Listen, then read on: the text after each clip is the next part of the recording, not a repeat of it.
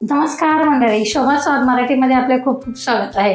तर मंडळी, उन्हाळा लागलाय म्हटल्यावर आता एकदम थंड थंड पिण्याची इच्छा होते. तर आता मार्केटमध्ये लिंबू महाग झाले, आपण काय बनवूया? तर असा विचार डोक्यात आला का आपण कैरीचे पन्हे मी पण घरामध्ये बनवून ठेवेल आणि तुम्हाला सुद्धा दाखवेल कसे कैरीचे पन्हे छान पॅकेट बनवायचे. चला तर बघूया. मी या मार्केटमधून कैऱ्या आणलेल्या आहे. कैऱ्या बघा किती सुंदर आहे, अशा मोठ्या मोठ्या म्हणजे मीडियम कैऱ्या घेतलेल्या आहे मी. आणि आवश्यकतेनुसार आपण गूळ घेणार आहोत. तर ही वेलची पावडर घेतली. गूळ का कारण साखरेपेक्षा गूळ शरीराला गूळ छान असतो, म्हणून मी गूळ घेतलेला आहे. अगोदर आता ही देठं काढून घेणार आहोत अशी कैऱ्यांची. आणि हे देठं काढून झाल्यानंतर हे साले ना ते अशा आपण काढून घेणार आहोत. अशा सारे काढल्या ना एकदम शरीराला थंडावा देणारं हे कैरीचं पण आहे आपलं. तर मी याप्रमाणे असे एकदम बारीक बारीक कापून घेणार आहे, कारण आपल्याला हे वाफवून घ्यायचं आहे. त्यासाठी मी असं एकदम म्हणजे आपल्याला थंडगार पाणी बनवायचं, तर मी असं एकदम व्यवस्थित असे पातळ पातळ काप करून घेणार आहे. आणि आपल्याला कोयती काढून घ्यायची बाजूला, म्हणजे कसं एकदम आपलं पण छान होईल आणि कोयसुद्धा हळूच बाहेर निघेल. आता आपण सर्व कैऱ्या अशा एकदम पातळ चकच्या कापून घेतलेल्या आहे. आता मी तुम्हाला दाखवून देते पाणी आपल्याला किती टाकावं लागेल त्याच्यामध्ये. तर साधारण म्हणजे असं मी एकदम घरगुती पद्धतीने आपल्या पारंपरिक पद्धतीने घेतलेलं आहे, कारण बहुतेक लोक कुकरमध्ये पण उकडून घेतात, पण मी कुकरमध्ये न उकडता असं एकदम जास्त झगमग न करता डायरेक्ट हे बघा तुम्ही बघू शकतात, म्हणजे कैरीच्या वरती थोडंसं पाणी आलं ना की आपलं पण छान होतं. तर हे मी एकदम असं व्यवस्थित शिजवून घेते. त्याचे पन्हे बनवणार आहोत. जोपर्यंत आपलं वाफून निघत नाही तोपर्यंत आपण थोडासा गूळ पातळ चिरून घेऊ, म्हणजे पटकन होऊन जाईल.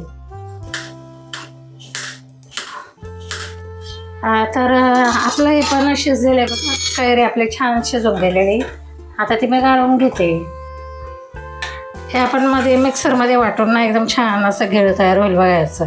गूळ टाकला ना का पन्ह्याला आपला कलर छान येतो, त्यामुळे मग मी गूळ वापरते. आणि साखरेपेक्षा गूळ आपल्या शरीराला हेल्दी असतो. आतमधला कैरीच्या आतमधला जो रस असतो ना तो इतका निघालेला आहे. आता आपण ते मिक्सरमध्ये फिरून घेणार आहोत. तर याच्याबद्दल मी इतकाच गूळ घेणार आहे. तुम्ही बघू शकतात मी गूळ चिरून ठेवला आहे. एवढी वाटीभर कैरीचं जे आतमधला गिळ असतो, म्हणजे आतमधलं जे मांस निघालेलं आहे आपण उकडून घेतलेलं आहे ते, आणि इतकं मी गूळ टाकून घेते, म्हणजे पाऊण वाटी. तुम्हाला जर गूळ जास्त आवडत असेल तर तुम्ही जास्त घेऊ शकतात, पण मी इतकंच गूळ घेतलेलं आहे. कारण आंबटपणाची चव पण लागली पाहिजे आपल्याला, म्हणून मी इतकंच म्हणजे एक वाटीला पाऊण वाटी गूळ घेतलेलं आहे मी. तर आपण इतकं याचं आता छानपैकी मिक्सरमध्ये बारीक करून घेते. आता थोडीशी मी म्हणजे अर्धा चमचा अशी वेलची पावडर काढून घेतलेली ती टाकते त्याच्यामध्ये. तर मंडळी तुम्ही बघू शकता, पहा आपलं हे पण किती छान झालेलं आहे. आता मी असं बनवते आणि जितकं उरलेलं तितकं आपला फ्रीजमध्ये आपण जवळजवळ 1 महिन्याचा स्टॉक ठेवू शकतो काचेच्या भरणीमध्ये. तर मी तुम्हाला दाखवते आता किती वेलचीचा सुगंध आणि कैरीचा सुगंध किती छान येतो बघा. तर आपलं थंडगार कैरीचं पण एकदम तयार झालं बघा आपल्याला पिण्यासाठी. किती छान एकदम थंडीच्या दिवसात म्हणजे असं. तर मंडळी मी थंड पाणी घेतलेलं आहे आणि आता मी तुम्हाला दाखवते. जवळजवळ आपल्या एका ग्लासाला 2-2 चमचे, म्हणजे त्याचा अंदाज असा आहे की आपलं आंबट गोड आहे. आपण उन्हाळ्यामध्ये लिंबू महाग असतात मार्केटमध्ये, मग हे आपण घरामध्ये कैरीचं पण करून ठेवलं ना की छान आपण पिऊ शकतो. तर अशा पद्धतीने हातून घ्यायचं आपल्याला, नंतर एकदम सुंदर होतं ते. आपण असं कैरीच्या म्हणजे एकदम काचेची भरणी ना त्याच्यामध्ये असं स्टॉक करून ठेवू शकतात तुम्ही. जवळजवळ 1 महिना ते म्हणजे काही जण वर्षभराची साठवणूक करतात, पण माझ्या मताने तरी कमीत कमी 1 महिन्याचा तरी असा अंदाज आहे. तर आपल्याला पाहिजे तेव्हा आपण हे पण करून पिऊ शकतो थंडगार पाण्यात.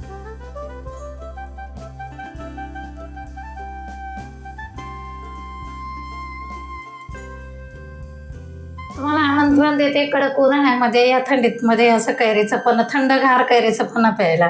तर किती छान झालंय, मी पिऊन दाखवते तुम्हाला.